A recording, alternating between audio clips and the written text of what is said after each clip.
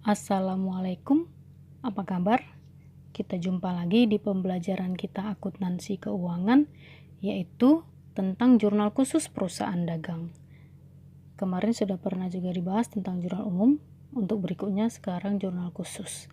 Jurnal khusus ini ada beberapa, yaitu jurnal khusus pembelian, penjualan, penerimaan kas, pengeluaran kas, dan ada juga jurnal umumnya.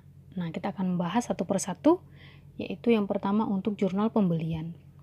Jurnal pembelian dibuat untuk mencatat semua transaksi pada perusahaan secara kredit. Baik apapun itu, apabila transaksi pembelian secara kredit, kita akan masukkan ke dalam jurnal khusus pembelian.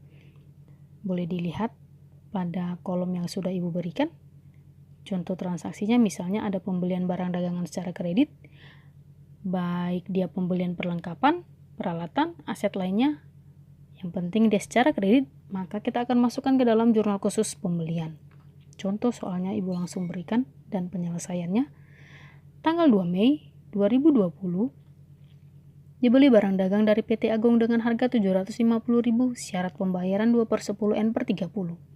Tanggal 9 Mei 2020, dibeli secara kredit dari toko Merapi perlengkapan toko seharga 125.000. Nah, langsung kita masukkan pada kolom jurnal khusus pembeliannya. Pada kolom tanggal, masukkan tanggalnya, keterangan, nama PT-nya yaitu PT Agung.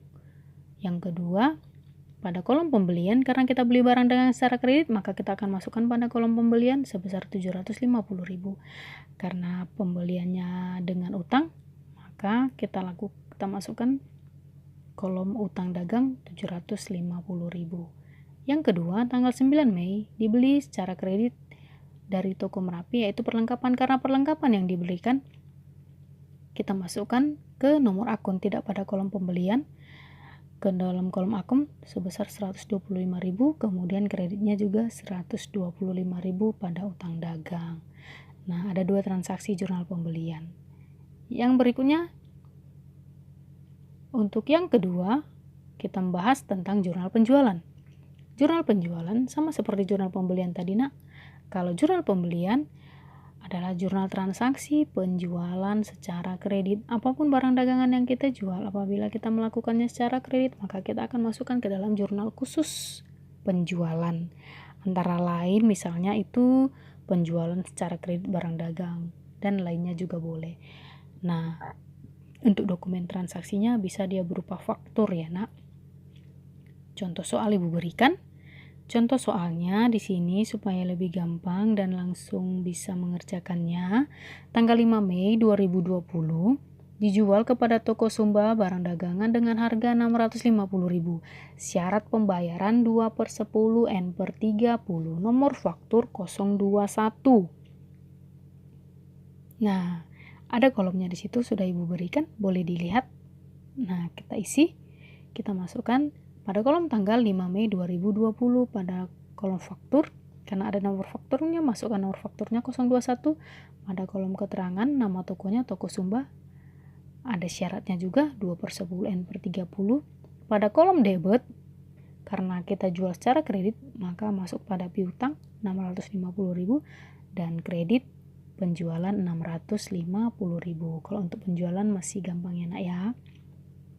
Untuk berikutnya, yang ketiga, jurnal khusus penerimaan kas. Nah, jurnal khusus penerimaan kas ini digunakan atau dibuat untuk mencatat semua transaksi ataupun kegiatan yang terjadi pada perusahaan dagang secara tunai. Contohnya apabila kita melakukan penerimaan uang. Antara lain, penjualan barang dagang tunai, penerimaan pembayaran piutang, penerimaan tambahan modal, penerimaan pinjaman dari bank, penerimaan pendapatan lainnya. Yang penting secara tunai kita akan masukkan ke dalam jurnal khusus penerimaan kas. Langsung saja kita masuk kepada contoh soal. Tanggal 6 Mei 2020 dijual tunai kepada toko boba barang dagang 475.000. Tanggal 8 Mei 2020 diterima pelunasan dari PD Sari, piutang sebesar 2 juta. Nah, masukkan langsung ke dalam kolom jurnal penerimaan kasnya. Pada kolom tanggal, masukkan tanggalnya. Pada kolom keterangan, masukkan nama PT-nya atau perusahaannya. Nah, untuk transaksi yang pertama yang tanggal 6, dia dijual tunai, maka masuk ke dalam kas kita 475.000, dan pada kolom kredit penjualan karena transaksinya adalah penjualan. Transaksi yang tanggal 8, karena kita menerima pelunasan piutang dari orang, maka kas kita bertambah, piutang kita berkurang sebelah kredit. Ini bisa ya nak ya. Selanjutnya yang keempat, jurnal khusus pengeluaran kas. Jurnal khusus pengeluaran kas kebalikan dari jurnal khusus penerimaan kas tadi, yaitu jurnal khusus yang dilakukan untuk semua transaksi pengeluaran kas. Contohnya, pembelian barang dagang secara tunai, pembelian perlengkapan, peralatan maupun aset lainnya. Yang kemudian yang ketiga, pengambilan uang tunai secara pribadi atau FRIP. Yang keempat, pembayaran utang perusahaan. Yang kelima, pembayaran biaya listrik, telepon, gaji, dan air maupun transaksi yang lainnya ya. Apabila dia melakukan pengeluaran secara tunai, kita masukkan ke dalam jurnal khusus pengeluaran kas. Langsung ibu buatkan contoh soalnya. Tanggal 4 Mei 2020 dibayar utang kepada toko Merpati 250.000. Tanggal 7 Mei 2020 dibeli tunai barang dagang dari toko Citarum 1 juta rupiah. Kita masukkan ke dalam jurnal khususnya. Pada kolom tanggal masukkan tanggal, pada kolom keterangan nama masukkan nama perusahaannya. Untuk debit, transaksi yang pertama tanggal 4, karena kita membayar utang, tentunya utang kita berkurang di sebelah debit. Kemudian di kredit berkurang uang kita atau kas kita 250.000. Untuk tanggal 7-nya, transaksinya adalah dibeli tunai, kita melakukan pembelian secara tunai. Tentu saja barang kita bertambah, maka masukkan pada kolom pembelian, kas kita berkurang sebelah kredit, masukkan pada kas sebelah 1 juta di sebelah kreditnya. Itu tadi jurnal khusus untuk pengeluaran kas. Yang terakhir, jurnal memorial atau dengan kata lain jurnal umum.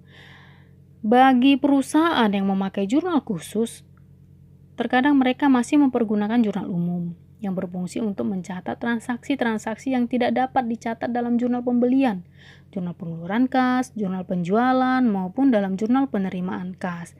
Maka dimasukkanlah dia ke dalam jurnal umum atau memorial. Kategori transaksinya adalah apabila terjadi pengembalian barang. Pengembalian barang istilahnya itu adalah retur. Nah, ibu berikan contohnya di sini untuk retur. Tanggal 10 Mei 2020 diterima kembali barang dari toko Sumba sebesar 250.000. Barang tersebut karena rusak, jadi dikembalikan. Nah, gampang ya, seperti biasa jurnal umum kalau kita mengembalikan barang, tentunya retur penjualan di debit, di kreditnya piutang dagang. Jumlahnya di debit 250, kreditnya juga 250. Nah, itu tadi beberapa dan jenis-jenis tentang jurnal khusus perusahaan dagang. Nah, dari contoh yang ibu berikan, ibu harap bisa mengerjakannya dan mengerti apa yang telah dijelaskan. Kita ketemu lagi di pembelajaran berikutnya. Terima kasih.